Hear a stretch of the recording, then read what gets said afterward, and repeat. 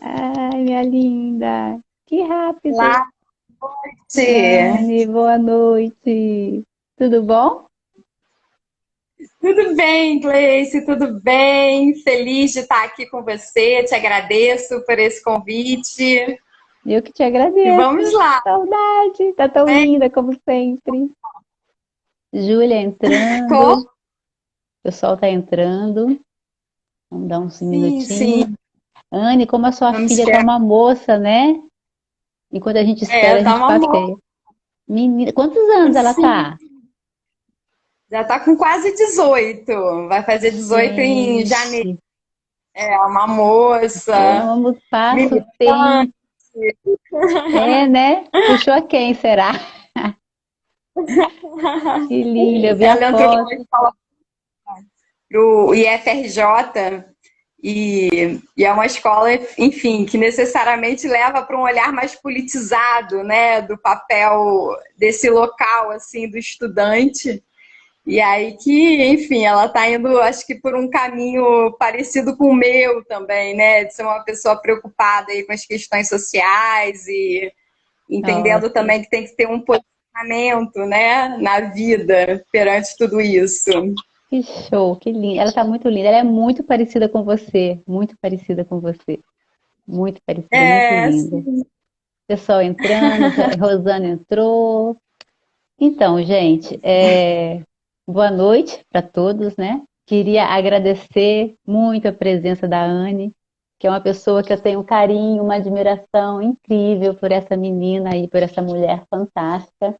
A Anne, eu vou até ler, porque é muita coisa. A Anne, ela é gestora ambiental, mestre e doutora em educação pela Unirio, né? Tem uma trajetória pelo terceiro setor, pelos órgãos públicos, instituições privadas. Então, eu acho que isso né, te dá um olhar de um território bem amplo. E tem atuado com educação ambiental e ecologia política. Então, para quem não me conhece, quem está chegando aqui pela Anne, meu nome é Gleice, eu fiz mestrado em educação pela Unirio. A Anne foi uma pessoa assim extremamente generosa quando eu entrei para o mestrado. Assim, aliás, eu acho que eu entrei graças à generosidade e ao acolhimento que eu tive no grupo do GEASU, porque primeiro eu participei do grupo, né, de pesquisa, mas eu ainda não tinha feito o mestrado. A Anne me ajudou muito. Para mim, que estava muito tempo afastada da academia, né? Era tudo muito novo, alguns referenciais teóricos que eu não conhecia, a questão da decolonialidade. Então, a Anne e o Daniel, que estiveram aqui, que já esteve aqui, fizeram um papel assim fundamental, assim, de acolher, de ajudar, de estudar junto, de apontar as questões. Então, eu sou sempre muito grata a eles dois por isso e a todas as pessoas do Jaçu. E eu sou professora da Rede Municipal do Rio, né? Venho trabalhando com educação ambiental há um tempo e há 5 anos estou na rede. E o Locus Educação é um espaço que surgiu na pandemia, né?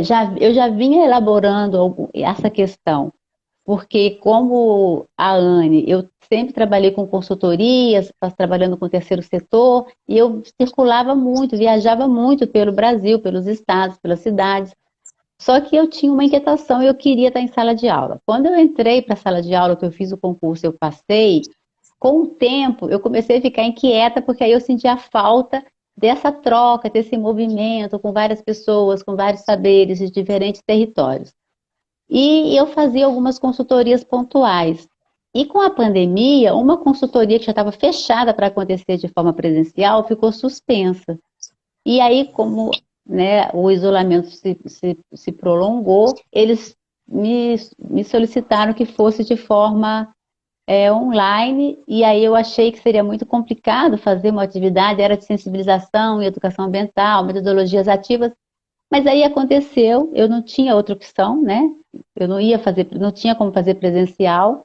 As pessoas também tinham o direito de receber a oficina, já estava tudo agendado. E aí a oficina foi sendo construída e aí a gente conseguiu fazer. E daí surgiu esse espaço, assim, gente, a gente pode fazer as coisas também online e a gente pode alcançar um público. E no meu caso, que eu estou em sala de aula e isso dificulta que eu saia, né?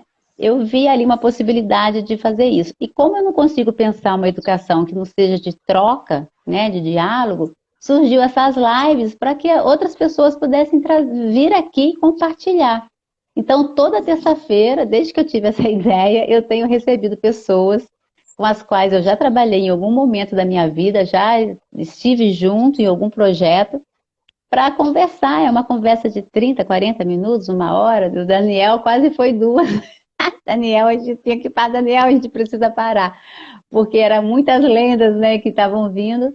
E aí o Locus Educação surgiu com isso. E aí eu sempre abro, antes de passar a palavra para a Anne, eu abro uma janela, né, que possibilita a gente a olhar, né, para esse horizonte. Porque a gente tem uma questão que eu falei muito na Semana da Educação Ambiental, que é até uma frase do Leonardo Boff, que ele fala que os olhos veem a partir de onde os pés pisam. Então, que é essa coisa do nosso lugar de fala, não que a gente tenha um único lugar, e não necessariamente seja de fala, pode ser de escuta, enfim, mas é um lugar onde a gente está atuando, onde a gente está vivendo, e dele a gente pode estar falando, né? Porque você está nessa vivência.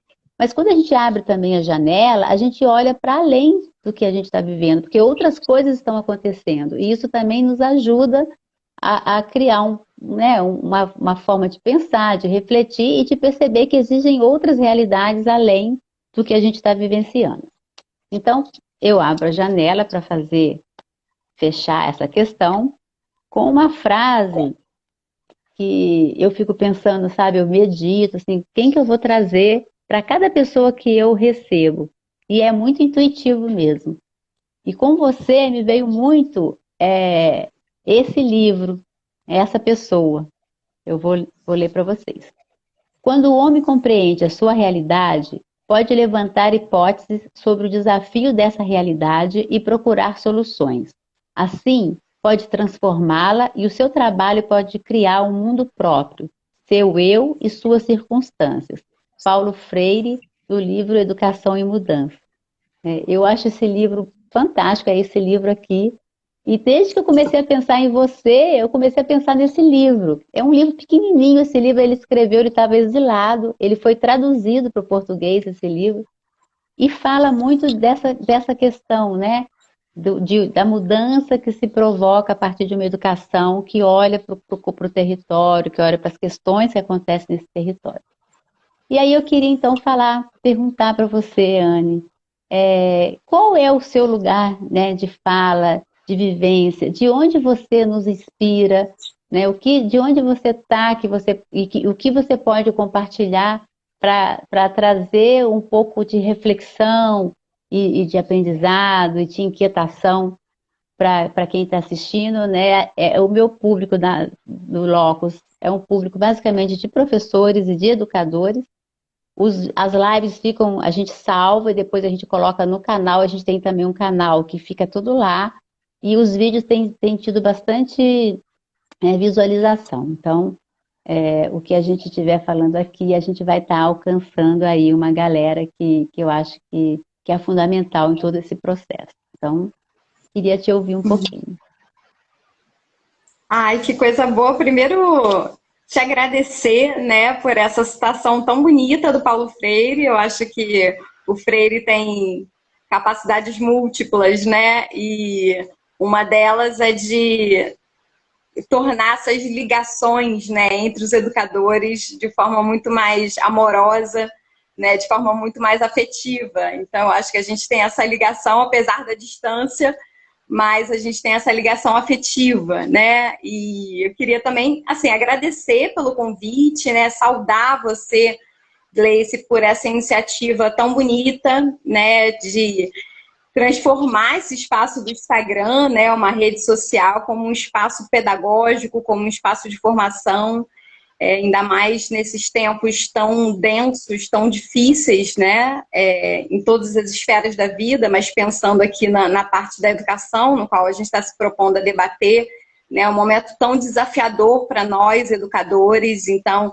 eu acho que ter esse espaço, esse locus, né, que você criou, onde a gente se depara com experiências, vivências, contradições, desafios de outros educadores, de professores que estão falando ali do chão da escola, né, do seu cotidiano, de uma maneira assim mais informal, vamos dizer assim. Eu acho que é muito inspirador, né? Muito inspirador e faz com que a gente continue indignados, né, com a conjuntura que a gente está vivendo, mas indignados sem perder a esperança, como o Paulo Freire mesmo diz, né, dessa relação da indignação com a esperança, que a gente não perca a capacidade de se indignar, né, diante da realidade, mas sem perder a capacidade de ter esperança, né, de esperançar, como ele fala, né, a esperança ativa, né, a esperança feita, realizada.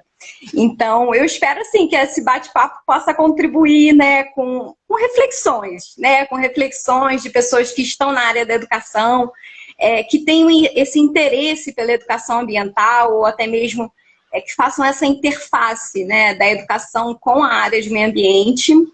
É desse espaço que eu venho falar, né, de uma experiência de um pouco mais de 10 anos, que não é uma experiência de sala de aula. Então, talvez por isso tenha sido tão provocativo para mim essa questão que você traz, né? Qual que é o seu espaço, qual é o seu lugar de fala no processo de ensino-aprendizagem, né? Porque por não ser da sala de aula, do chão da escola, né? Eu tive a oportunidade de pisar, vamos dizer assim, né, em muitos lugares, né? Então eu acho que eu venho um pouco dessas vivências múltiplas, né, um pouco contraditórias, mas é a partir desse espaço que eu venho aqui falar, né? Eu queria dizer um pouquinho antes, né, ressaltar só a minha parte de formação mesmo, né? A minha formação é em gestão ambiental. Na gestão ambiental eu percebi que existia uma gama de possibilidades de trabalho, e aí que eu fiz uma pós-graduação em educação ambiental, depois um mestrado e doutorado em educação na Universidade Federal do Estado do Rio de Janeiro. E acabou que eu optei, vamos dizer assim, na minha vida, na minha trajetória profissional, de trabalhar como autônoma. Então passei por muitos projetos, por muitos lugares, mas conciliando a carreira acadêmica, né? Conciliando essa parte reflexiva que a academia nos proporciona.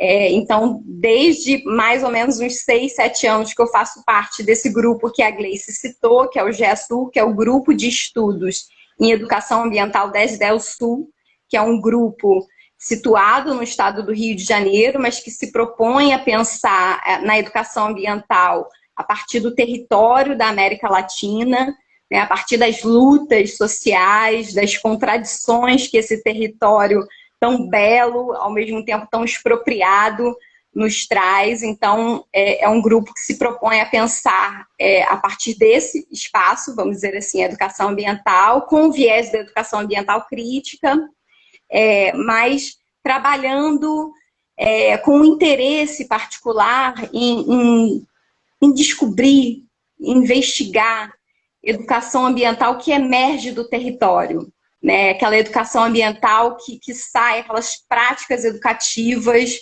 que saem do povo que está no território mesmo, que está nas lutas, enfim, que constrói muito o processo de ensino-aprendizagem. Então, esse é um grupo de pesquisa no qual eu faço parte, e atualmente eu trabalho no mapa de conflitos da Fiocruz, que o projeto se chama Mapa de Conflitos envolvendo saúde e injustiça ambiental no Brasil.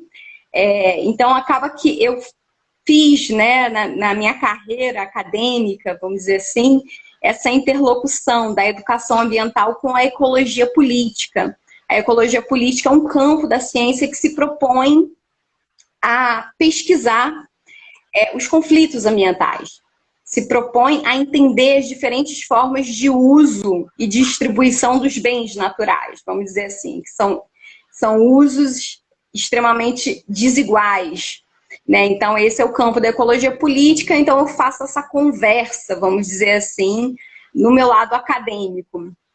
E aí que A Glaucia colocou assim, gosto disso. As pessoas estão comentando, gosto disso, isso aí. É um tema fantástico, Anne. Eu fico assim, nossa, como isso é importante para nós, professores, ouvirmos você falando isso, para a gente refletir isso com o que a gente está vivendo. Desculpa te interromper, só porque ela fez esse gosto disso, eu achei tão bonitinho. Nada, que isso, eu acho que é o ambiente mesmo do bate-papo, né? Eu te confesso, Gleice, que eu fiz um roteirinho, porque eu achei que eu ia ficar meio perdida.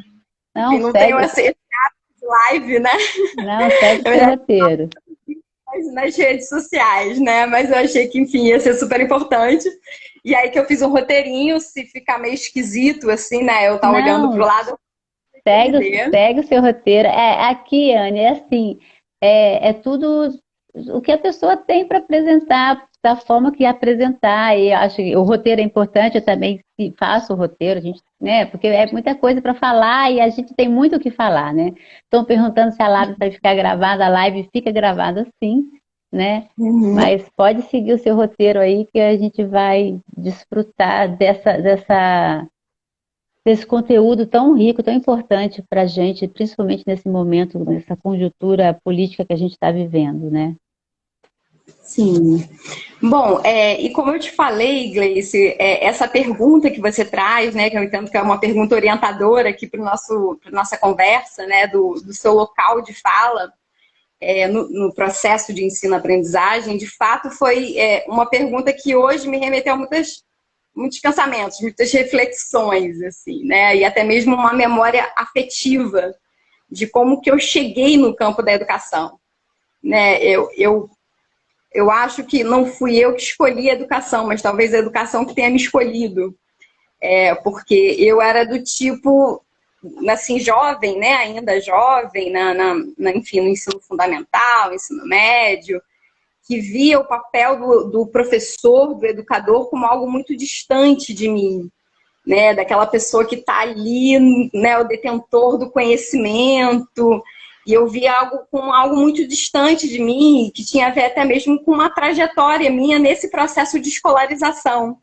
Porque eu fui uma pessoa com muita dificuldade na escola, muita dificuldade de aprendizado, muita dificuldade de concentração, eu era muito dispersa, eu era um pouco desinteressada das coisas. Então, eu tenho essa memória na minha vida, né? Na infância, na juventude, por um privilégio que eu tive na vida, ainda muito jovem, no ensino fundamental. Eu estudei numa escola que era uma escola dentro de um sítio, literalmente dentro de um sítio. Então era uma escola dentro da mata, numa área verde, e eu confesso que eu gostava da parte do recreio. Eu era desse tipo de estudante, aquela meio marginal, aquela que ficava à margem, né?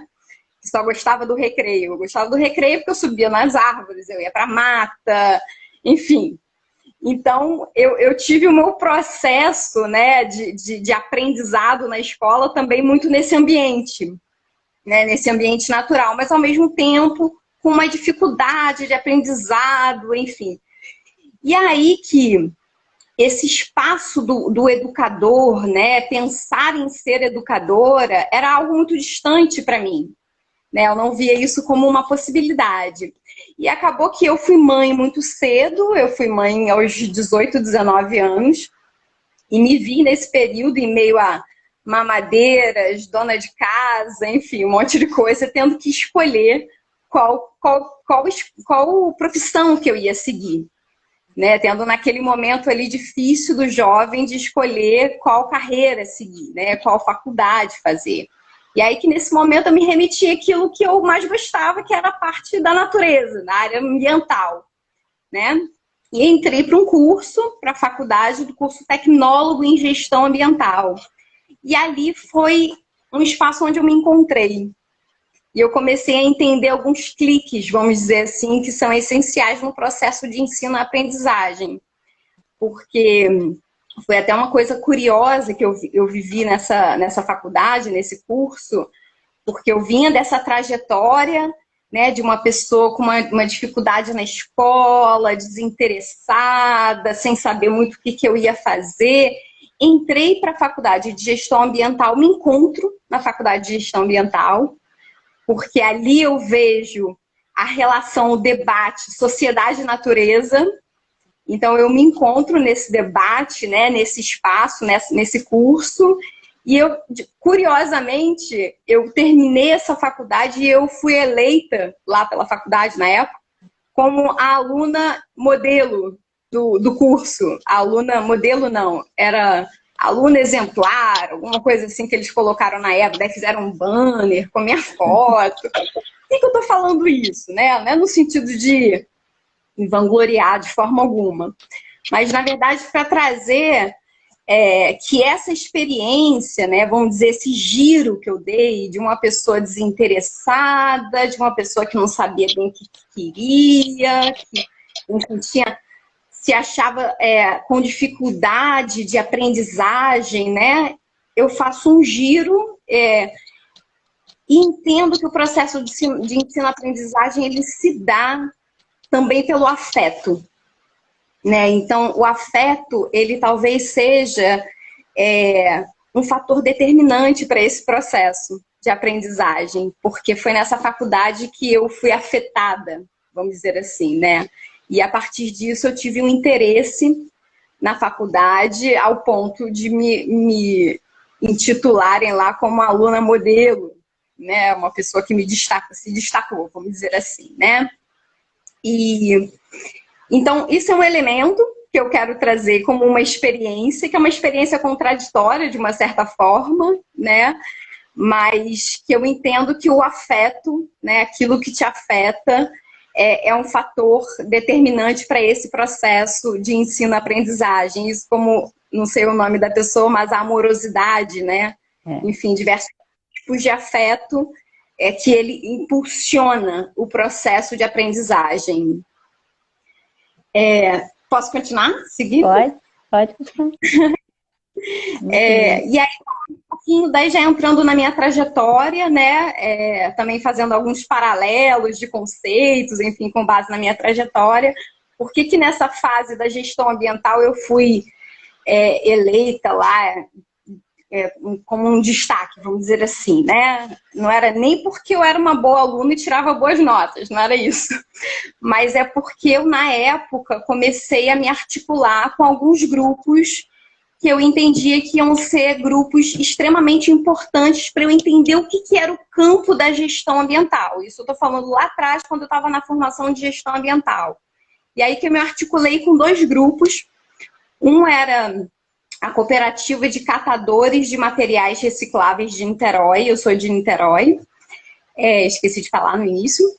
E o outro é o Instituto Interamericano de Fomento à Educação, Cultura e Ciência, que é uma ONG, que até hoje eu sou, enfim, participo deles de forma voluntária e tal, né?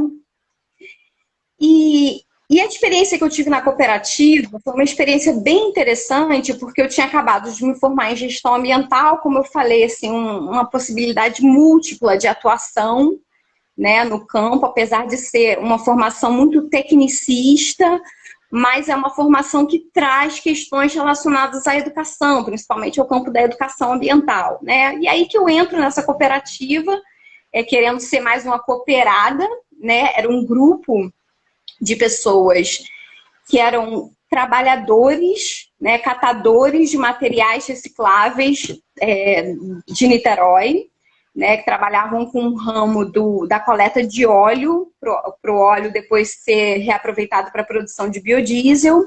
E aí que eu entro nessa cooperativa, querendo aprender, né, querendo, enfim, me situar ali no campo da gestão ambiental. E eu lembro de um dos cooperados, que era um cara que ficava meio desconfiado de mim, que ele disse assim na reunião: bom, a gente aqui é tudo analfabeto, ou semi-analfabeto.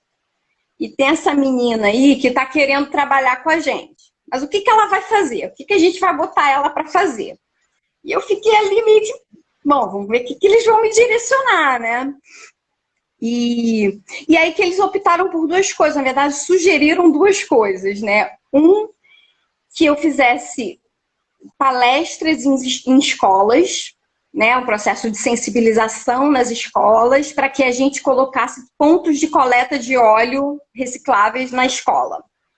E o outro era para que eu ajudasse eles na própria formação da cooperativa. A cooperativa estava se formando, eles tinham uma cartilha impressa mesmo, que eu lembro na época que era uma cartilha do Sebrae, que era como formar uma cooperativa. Só que era um grupo de semi-analfabetos, pessoas que, enfim, que não iam ter habilidade de pegar aquela cartilha e se debruçar na cartilha, e eles me fizeram essa proposta. O que você acha de você pegar essa cartilha e ensinar pra gente? Vamos dizer assim. E aí que eu passei a atuar em duas frentes dentro dessa cooperativa. E aí que eu me vi que eu estava fazendo educação ambiental, que eu estava entrando na educação, né? Mesmo sem optar por isso, eu entendi que eu estava entrando na educação, né? E aí que eu atuei nessas duas frentes, né? De palestra nas escolas e de ajuda, né? Vamos dizer assim, na organização social dos cooperados, né? Para que a cooperativa tivesse não só um cunho econômico, né, de ganho daqueles recursos, mas também de um viés político para aquele povo que estava se organizando em cooperativa. E aí que nessa experiência eu começo a ver que eu estou entrando no campo da educação e sinto que eu precisava ter uma formação específica, né? E assim eu busquei a pós-graduação em educação ambiental e que foi uma experiência incrível na minha vida, que foi uma época que teve uma pós-graduação da Universidade Cândido Mendes, em parceria com o Jardim Botânico do estado do Rio de Janeiro. E aí que só tinham assim, os professores tops da educação ambiental, né? E eu pude entender um pouco dessa questão do campo, da educação ambiental e tal. E eu lembro que um dos textos foi um texto que me marcou muito na minha vida, nessa formação na educação, que era um texto do Felipe Lairargues, que é um grande educador. A Gleice conhece bem ele, né? Acho que já trabalharam juntos, se eu não me engano. O Felipe Lairargues, que é um educador de Brasília, que ele tem um texto clássico que chama O Cinismo da Reciclagem. E de forma muito resumida, ele dizia que muitas das vezes a educação ambiental ela entra na escola a partir do tema da reciclagem. Só que às vezes a gente cai numa armadilha, a gente educador, cai numa armadilha de estar falando sobre o processo de reciclagem, mas ao mesmo tempo está incentivando o consumo, o maior consumo desses sujeitos, dos educandos, vamos dizer assim, né? E esse texto foi um texto que me impactou muito, porque eu vi que eu tinha caído justamente naquela armadilha, porque eu estava na cooperativa, estava fazendo projetos de educação ambiental nas escolas, mas também ainda entendendo essa coisa da educação, né? E justamente no que ele chama do cinismo da reciclagem, que ele fala que você estimula o processo da reciclagem, mas, às vezes, em consequência, aqueles alunos, aqueles sujeitos, eles acabam por consumir mais. E aquele texto me impactou muito porque eu lembrei de uma menina, numa dessas palestras que eu fiz em escola, uma menina novinha, assim, né, uma aluna que estava participando, e ela falou assim, que bom que vai ter reciclagem, vou pedir para minha mãe comprar mais Coca-Cola, para eu trazer as garrafas aqui, porque a gente tinha inventado uma história de gincana. Olha só, quem trazia mais garrafa, mais... Gincana sempre acaba assim, né? A gente cai na armadilha, que é a armadilha paradigmática que o Mauro Guimarães traz, que muitas das vezes nós, educadores ambientais, caímos a partir de temas comuns, né? Temas como esse, que é a reciclagem, que é a horta. Não que esses temas não tenham que ser trabalhados, muito pelo contrário, esses temas eles devem ser trabalhados, mas eles devem ser trabalhados como aquilo que o Lairargues fala nesse texto, entre outros, como uma atividade meio, e não atividade fim, não com uma intenção do processo educativo. E eu estava justamente indo por esse lado, né? A intenção do processo educativo era que eles trouxessem garrafa com óleo. E aí que eu me vi nessa armadilha, eu me entendi nessa contradição, né? E foi a partir disso que eu entendi que eu tinha que me posicionar na educação ambiental. Que a educação ambiental, ela, na verdade, ela tem várias frentes de atuação. Né? Ela é permeada por diversas ideologias, vamos dizer assim, né? Que eu acho que vocês já debateram muito isso, né? Até porque a Gleice é expert nesse tema. Mas eu entendi que eu precisava me posicionar politicamente. E eu me posicionei a partir de uma contradição vivida, uma contradição vivenciada, que foi essa experiência na escola.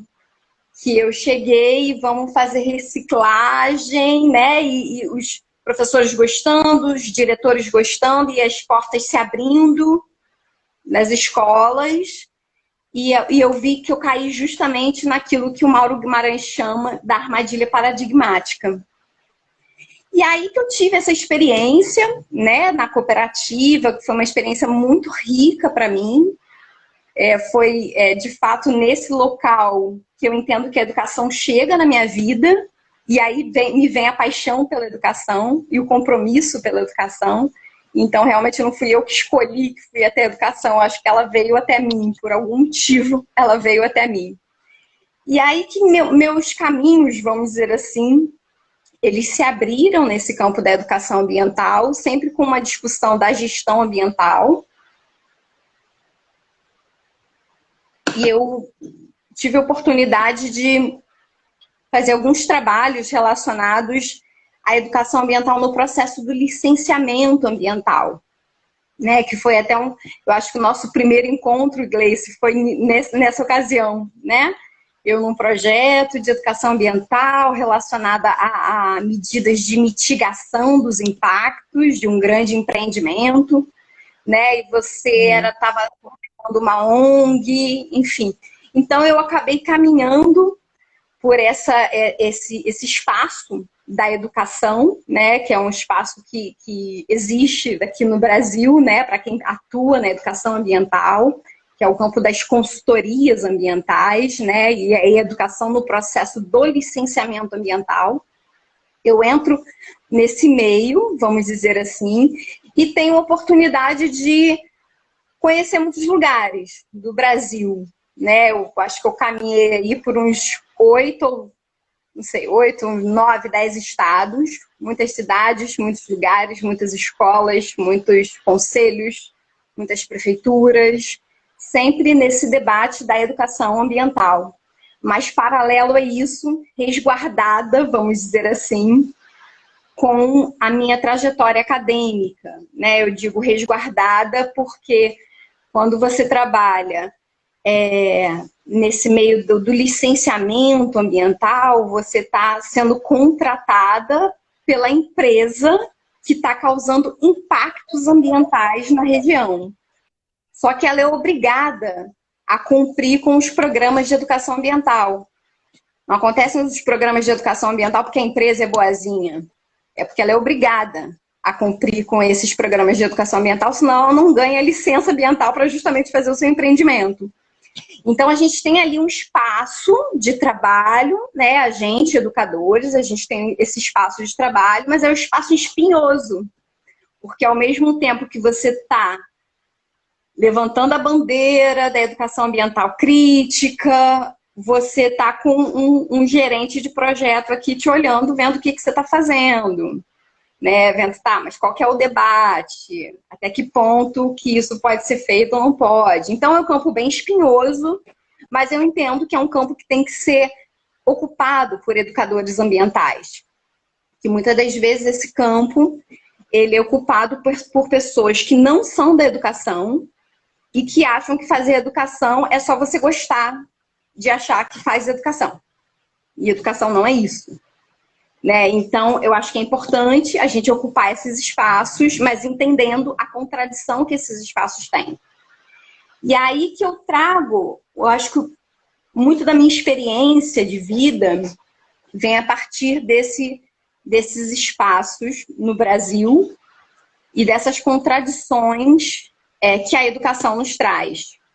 né? De, ao mesmo tempo, você se posicionar politicamente, ideologicamente, frente à educação ambiental crítica, que é aquela educação política, é aquela educação que bebe do marxismo, é aquela educação que bebe da pedagogia freiriana, da educação popular, né? Aquela do enfrentamento, mas, ao mesmo tempo, você tem limites, você tem possibilidades e limites, vamos dizer assim. E eu me lembro uma situação que me impactou muito. Gleice, se você achar que eu estou falando muito, você pode me cortar. Não, vai falando, tá ótimo. Foi uma situação que me impactou muito. Eu estava no estado de Rondônia e eu fui para um município bem pequenininho. A gente ia fazer uma formação de professores. E a entrada desse município, eu nem vou falar o nome do município, porque eu acho que pode, enfim. A entrada desse município, justamente na entrada da porteira do município, eram com carvoarias. Tinham mais ou menos uns 20 fornos de carvoaria, com toras de árvores assim, enormes, que são aquelas árvores gigantes da Amazônia. E quem estava trabalhando naqueles fornos de carvoaria eram crianças. E aí que eu entrei na cidade, eu vi, primeiro foi essa cena que eu vi, e algumas quadras depois ficava a escola da cidade, na qual a gente ia fazer a formação de professores. E essa empresa, ela tinha definido que a gente ia trabalhar com reciclagem na escola. Olha que eu volto mais uma vez para reciclagem na escola. Só que dessa vez eu já tinha um entendimento de que a gente podia perfeitamente falar sobre reciclagem na escola a partir de algumas metodologias. Como, por exemplo, você, a partir do tema da reciclagem, você começa uma discussão política para entender quais são as relações de poder que envolve o fato de ter ou não ter reciclagem naquela escola. Né? Então, é uma outra vertente que você traz a partir dessa abordagem da reciclagem. E aí que eu cheguei nessa escola, a gente tinha essa formação de professores, e eu lembro que a minha parceira de trabalho, era minha companheira de trabalho, ela falou, não, então a gente vai falar sobre reciclagem e tal, daí tinha a ideia de tirar fotos das lixeiras separadas, enquanto, na verdade, a escola não tinha sequer coleta de lixo. E a ideia era discutir reciclagem. E aí eu falei, não, a gente vai discutir reciclagem. Né? Era a primeira cidade de 40 dias que a gente ia fazer em Rondônia. De cara, eu falei para ela, não, a gente não vai discutir reciclagem da forma que você está achando que a gente vai discutir reciclagem. A gente vai discutir com base na concepção de Paulo Freire, que a gente vai trazer uma abordagem dos temas geradores para entender quais são os temas que emergem desse território, e a partir disso a gente vai falar de reciclagem de várias outras coisas. E aí que a gente foi por esse caminho, a minha companheira de trabalho topou e falou, vamos lá. E dentro dessa escola, os temas que surgiram foram degradação ambiental, crimes ambientais, prostituição infantil, e dentre vários outros temas que surgiram a partir da temática da reciclagem. E aí, aquilo para mim foi muito impactante, porque acho que foi nesse trabalho específico, no meio da Amazônia, você está lá, onde ninguém nem sabe onde é que você está, fazendo formação de professor, né, que eu pude entender que a questão ambiental não é uma questão, vamos dizer assim, romantizada. Né? Trabalhar com a questão ambiental, ela passa necessariamente por evidenciar os conflitos daquele território. Então, não dá para você chegar num território como esse e levantar os problemas ambientais. Você tem que levantar os problemas e os conflitos. Porque o conflito dá nome ao boi. Diz quem é quem. Diz por que a escola não tem reciclagem. Diz por que tem criança trabalhando em regime de escravidão numa carvoaria que fica ao lado da escola. Então, você dá de fato nome aos bois. E aí que eu fui entender que a importância de estar debatendo os conflitos ambientais no âmbito da educação ambiental. né? Então eu acabo indo por essa parte, né? Eu acho que eu vou alongar um pouco, vou encurtar um pouquinho, eu ia falar de outras experiências em escola, mas talvez seja melhor diminuir um pouco, assim. O que você acha, Gris? A gente tem aí 20 minutos. Eu acho muito importante, Anne, porque eu vou só fazer um parênteses, né? Eu tenho essa trajetória, eu sei do que você está falando, né? Trabalhei muito com licenciamento, é um terreno extremamente espinhoso, mas ele existe porque a gente vive numa sociedade capitalista, a gente vive num mundo, né, quase inteiro, e essa relação de exploração dos recursos naturais, ela já está posta. E eu acho que seria utopia achar que isso vai recuar, né? Assim, não teremos mais exploração de petróleo, não teremos mais exploração, né? Porque eu acho muito difícil que a gente tenha força para parar total isso. Mas a gente, como educadores, a gente precisa estar nesses espaços para que isso aconteça de uma forma mínimo impactante possível na vida das pessoas e trazer essa discussão, né? A gente tem o IBAMA junto, né, que nos processos de licenciamento, o IBAMA também ele acaba sendo uma presença acompanhando isso e tentando fazer essa questão, porque eu acho que foram os momentos mais espinhosos da minha vida, foram os processos de licenciamento.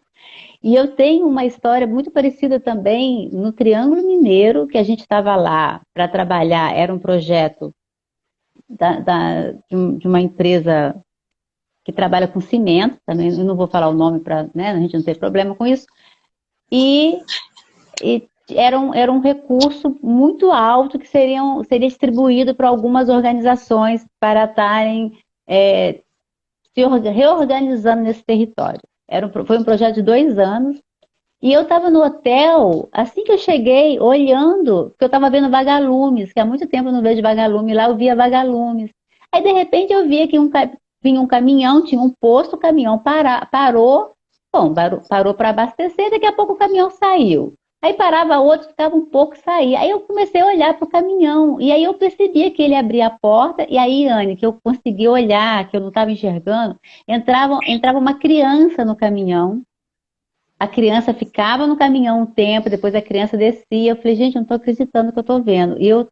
E aí eu comecei a olhar, eu falei, nossa, isso está acontecendo, é prostituição infantil, essas crianças estão entrando. Aí eu falei, vamos tentar chegar perto para ver. Aí a menina estava comigo, falou, Gleice, não é perigoso? Eu falei, não, vamos só falar que a gente está procurando alguma coisa para comer. E aí a gente foi no posto com essa desculpa de que, será que vende alguma coisa? E aí a gente via que acontecia ali na frente de todo mundo, estava acontecendo, o posto estava com gente, tinha um lugar para comer. E aí, quando a gente foi fazer o trabalho, que a gente também trouxe essa questão dos temas geradores, né, das rodas dos grupos focais, rodas de conversa, ninguém colocou a prostituição infantil. Que naquela hora eu já peguei o telefone e já fiz uma denúncia, né? Eu denunciei na hora, porque você tem o número que você tem o Disque 100. Eu denunciei aquilo. E aí eu falei, bom, eu fiz uma denúncia anônima, peguei o protocolo para acompanhar o que ia estar acontecendo, mas aí eu falei, bom, a gente tem uma sociedade que precisa discutir isso. E aí, quando eu levantei, era uma coisa assim, nossa, é melhor a gente não mexer com isso, porque a gente está mexendo com coisa muito poderosa. Foi o que a gente ouviu, assim, das pessoas. E aí a gente teve que ter muito tato. Não, a gente teve que chamar as instituições para, olha, não dá para seguir e fingir passar por cima. Era um desenvolvimento de território. Que território que vai se desenvolver com exploração infantil, com prostituição infantil, né? Com crianças trabalhando em coisa de escravo. Então, eu acho que esse trabalho que a gente fez, né, que a gente faz, que a gente, né, continua acontecendo, é muito importante que ele seja ocupado por educadores ambientais críticos, que têm essa visão freiriana, que tem esse olhar, né? Eu acho que que isso faz toda a diferença do que você fala, não, vamos passar então por cima, porque não é essa a questão, então não vamos brigar, né? Não vamos comprar essa briga. E com relação às escolas, desde o tempo que eu trabalhava com as escolas e hoje dentro da escola, eu percebo assim, nessas escolas do Rio de Janeiro que eu tenho atuado e nas reuniões que eu tenho participado, o quanto é frágil a educação ambiental, Anne. Assim, até a educação ambiental mais poética, ela é fragilizada. Assim, sabe? Até a educação ambiental, vamos fazer uma horta. Ou o termo reciclagem é usado errado, assim. Você não sabe nem o que é reciclagem, o que é reaproveitamento, sabe? Não se discute isso não, a gente, eu acho que esse é um dos grandes desafios, acho, da educação ambiental, é a gente trabalhar, estar na escola com esse olhar crítico, porque a educação ambiental sempre tenta entrar pela escola, mas acaba atingindo a escola que está dentro de algum programa, mas enfim, queria voltar para você, porque eu acho que isso que você está falando faz muito sentido, é muito importante, as pessoas estão colocando, tinha eu acho que a Steph, eu não sei o sobrenome, Kiara, está sendo incrível escutar as suas experiências no chão da escola, Anne. Ela tornou a falar depois, ser educador é estar aberto a mais do que um lugar de fala, é ter um lugar de escuta. Né? Então, eu acho que essas questões são muito importantes para os educadores estarem atentos, mesmo que o tempo é curto, a gente não consegue aprofundar muito, mas tudo que você está trazendo fica para que a gente continue e vai trazendo outras pessoas e vai dando continuidade a essa discussão. Então, a gente tem um tempinho, pode falar que está uma delícia ouvir. Tá, então, enfim, já vou tentando concluir, né? Eu acho que realmente são muitos assuntos que a gente está falando disso, de desafios, né? De desafios e de possibilidades, né? Eu acho que eu trouxe um pouco dessa experiência, né, que eu tenho no campo da educação ambiental, como a Gleice falou, né?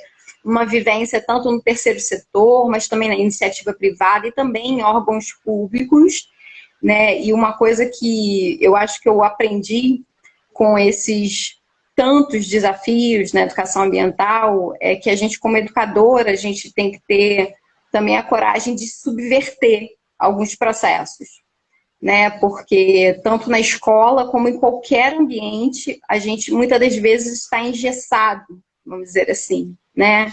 Só que a gente vem com uma bagagem, a gente vem com uma opção política, né? E às vezes é importante o enfrentamento e a subversão mesmo, né? Para a gente conseguir construir isso que a Gleice falou, né? Processos mais críticos de reflexão, né? Trazendo esses debates. Eu costumo frisar um pouco esse tema dos conflitos ambientais, porque eu acho que o conflito ele é uma lente, vamos dizer assim, para entender muitas questões da sociedade, né? E quando a gente fala de conflito ambiental, a gente, por exemplo, dá uma abertura para trazer um tema como esse de prostituição infantil para uma oficina, ou seja, uma formação em educação ambiental. Mas daí é uma opção de você adentrar em determinados temas, né, que revelam quem é quem, né, dentro da disputa, das relações de poder que envolvem a questão ambiental, quem é quem. E esse quem é quem permite também que o sujeito, vamos dizer assim, do processo educativo se reconheça como um sujeito oprimido, né? E a partir desse reconhecimento como sujeito oprimido, isso possibilita também, facilita também que ele se posicione politicamente na sociedade, porque ele se inquieta ao se reconhecer como oprimido, né? Todos nós já vivenciamos isso sem dúvida, né? Nesse reconhecimento em algum espaço como oprimido, como oprimidas. E a partir desse reconhecimento a gente se posiciona, a gente se inquieta e a gente faz algo. Então, essa temática do conflito ambiental, ela pode ser trabalhada tanto no âmbito formal, na escola, né, mas também no âmbito não formal de ensino.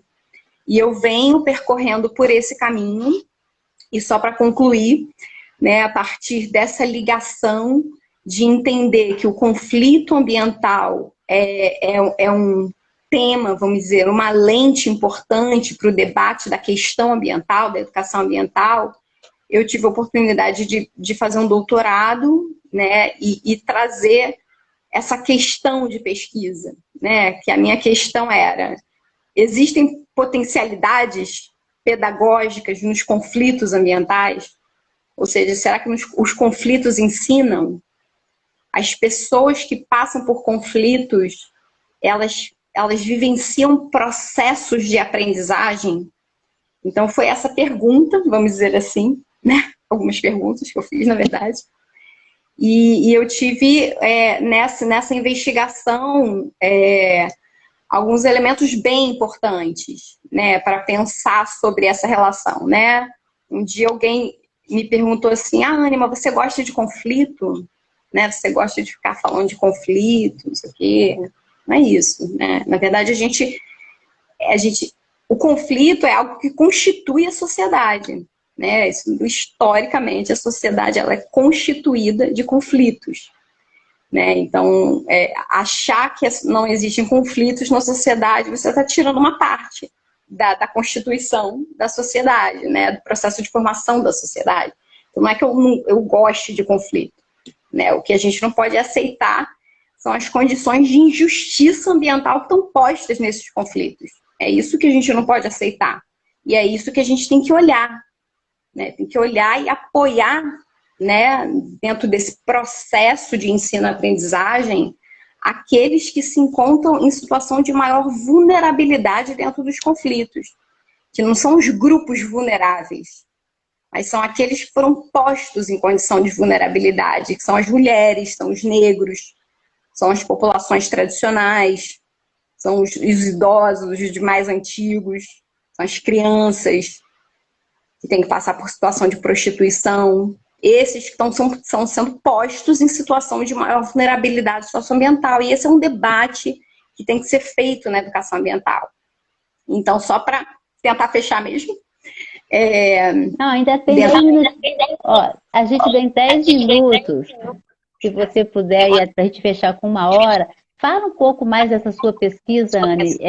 Fala um pouco mais dessa questão do conflito, da ecologia política, porque tem muita gente que sabe do que a gente está falando, mas depois pode ter muita gente que não está sabendo. A gente teve, para te contextualizar, eu tenho recebido professores de vários lugares, né? Então, de vários lugares de fala, então a gente nunca tem um tema definido.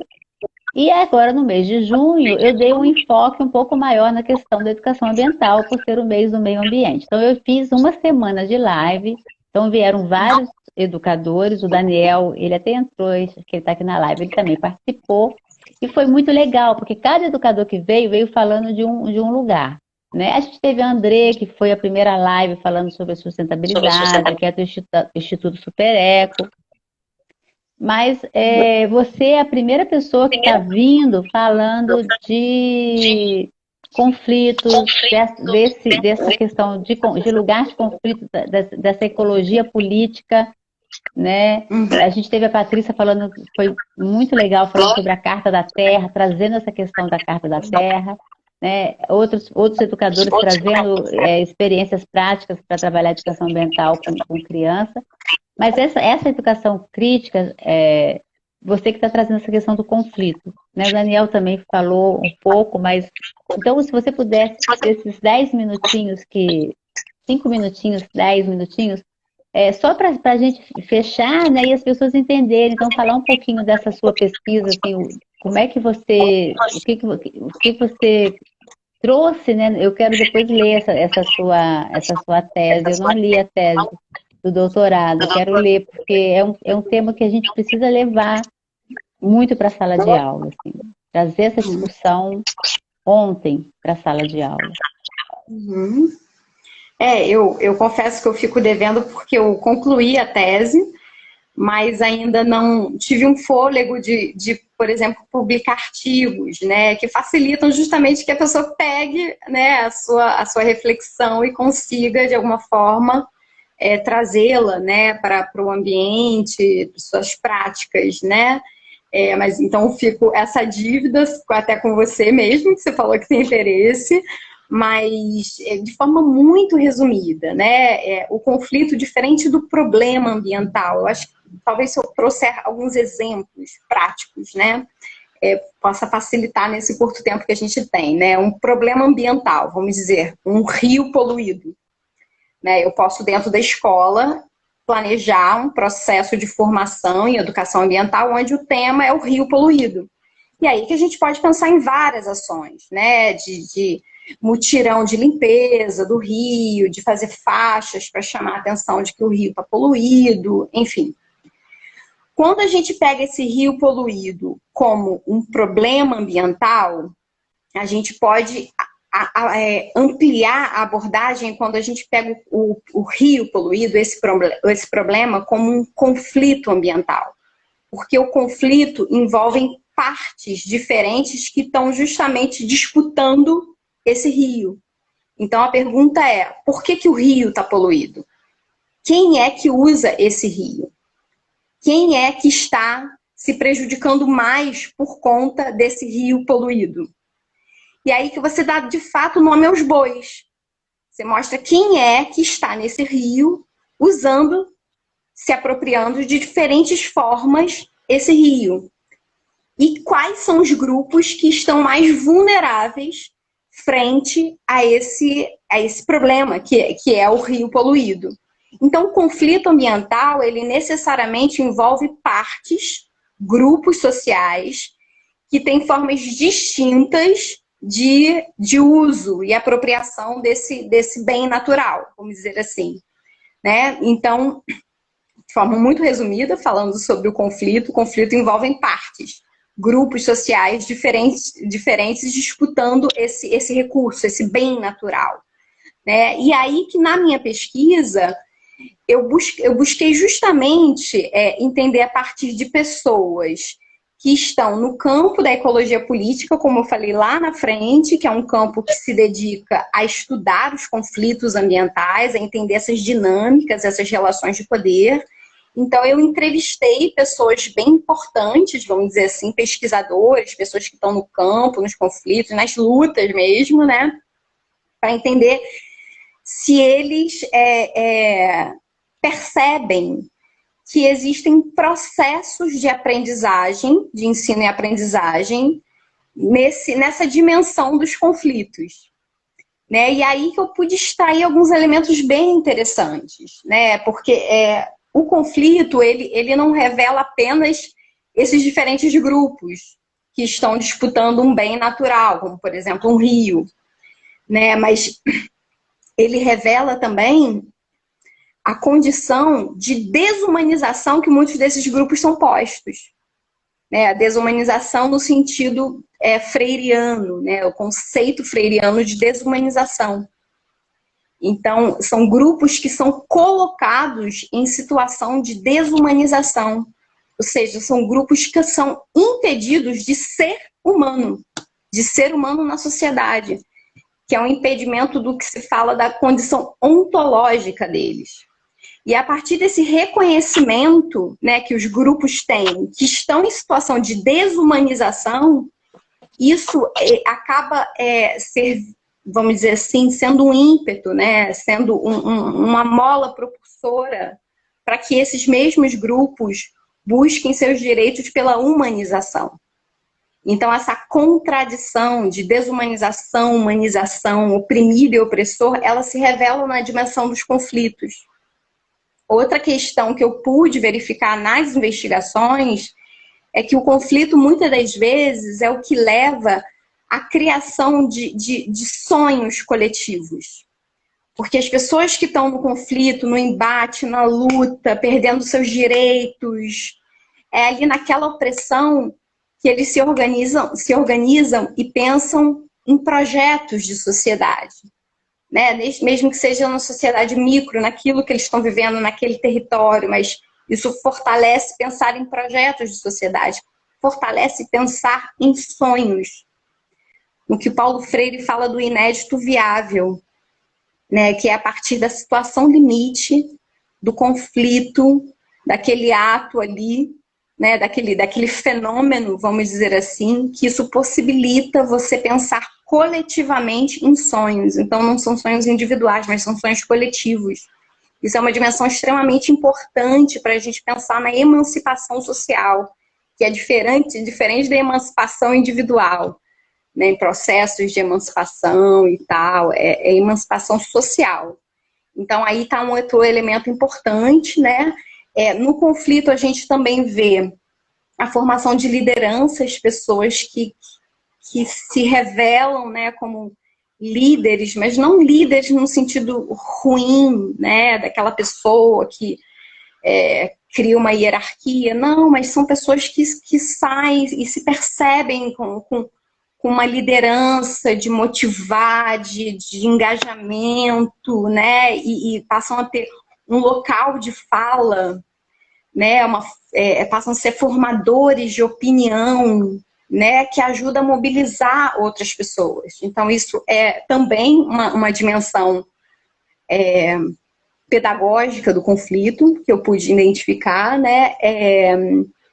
Outra coisa, né, que eu acho que o Daniel trouxe muito, que são os saberes que emergem desse território, né, dos territórios, né, a partir do conflito também, que a gente pode, vamos dizer assim, né, identificar e até mesmo servir como para criar processos para divulgar, vamos dizer assim, né, esses saberes, valorizar esses saberes que emergem do território, né, que é aquilo que a gente fala que são conceitos nativos, são discussões que estão ali, né, estão no cotidiano, que não é o que a academia, né, está falando, mas são as epistemes, né, a produção de conhecimento que emerge daqueles que estão na luta, né, que estão lutando para a vida deles, né, pela vida deles, pela condição de existência deles, né.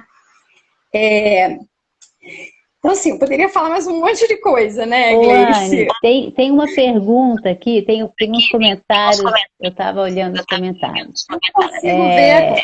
A Patrícia Abuabi, ela esteve aqui com a gente e falou sobre a Carta da Terra, foi um encontro também belíssimo.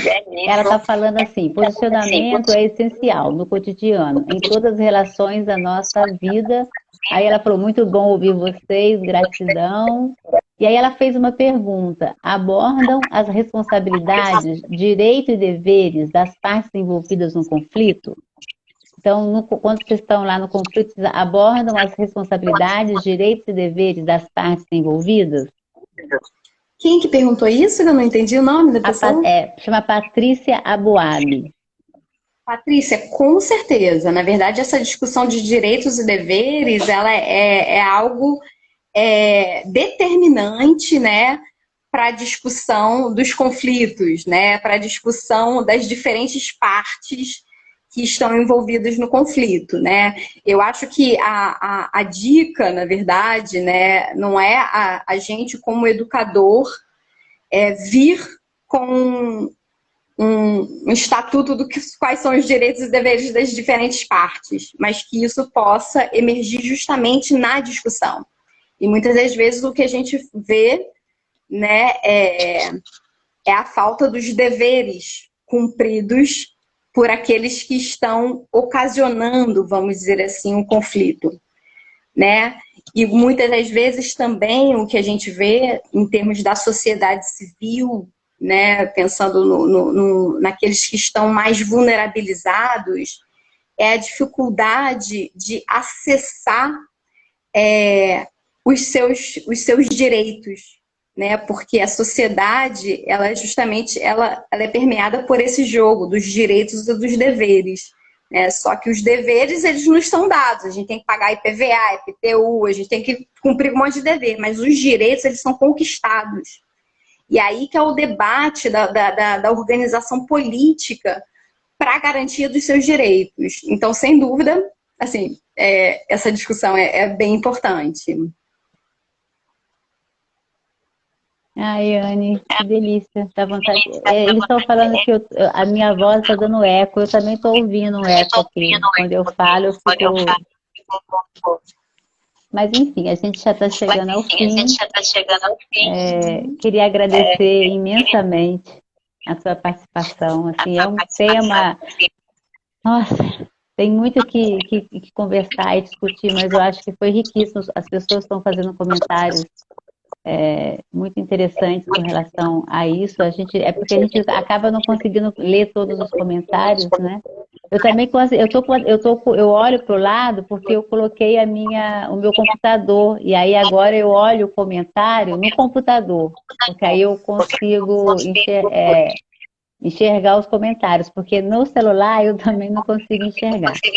Mas enfim, queria agradecer imensamente. Eu acho que essa sua colocação é de extrema importância. Eu acho que é um debate que a gente tem que estar levando. Eu acho que essa educação ambiental crítica, ela tem que chegar na escola, ela precisa chegar na escola, né? Eu estou dando aula para o 6º ano, eu peguei essas crianças no 5º, a gente veio com a pandemia, e o tempo inteiro eu venho trabalhando com eles, a gente tem rodas de conversas, eles apontaram os temas, então assim, eu vejo o quanto é possível você trabalhar, você trazer essas reflexões, você fazer com que as crianças percebam o território. Então eu faço projeto, elas olhando para o território delas, nas rodas de conversas, as crianças trouxeram temas sobre violência da mulher, sobre homofobia, sobre racismo.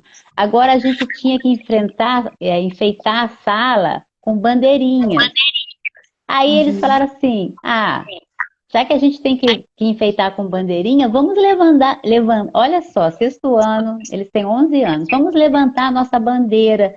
Eu falei, como assim? Ela falou, em cada bandeira a gente coloca aquilo que a gente acredita e que a gente quer que mude. E aí a gente levanta, e aí o 6º ano levanta a bandeira contra a homofobia, contra o racismo, contra a violência de animal. E aí cada um vai fazendo a sua bandeira com aquilo que quer mudar, e quer, né? E aí a gente vai fazer um varal de bandeiras. Então, bandeiras para quem matou Marielle, sabe? Eles estão trazendo. A gente vem discutindo isso nas rodas de conversa. Então e aí eles começam a trazer coisas do território né, e os conflitos que eles vivem no território, os próprios conflitos que surgem dentro da escola, né? E eu acho isso muito importante. Eu acho que a gente está pensando, assim, eu ficaria aqui 2 horas te ouvindo. Eu vou te convidar depois para uma outra live para a gente continuar conversando. Então, queria agradecer muito a sua presença, a presença das pessoas que estão aqui, que estiveram aqui com a gente. A live vai ficar gravada e depois a gente pode ouvir novamente, fica no canal também. Então, Anne, obrigada. Gleice, muito obrigada pelo convite mais uma vez. Peço desculpa também, às vezes, acho, pelos tropeços na minha fala. Imagina, perfeito. De participar, assim. Acho que foi bacana, né? Queria só, talvez, fazer algumas sínteses, assim, muito rápidas do que eu falei, né? Que eu acho que esse processo de ensino-aprendizagem, ele deve considerar a dimensão afetiva, né? Como eu falei da minha trajetória lá atrás.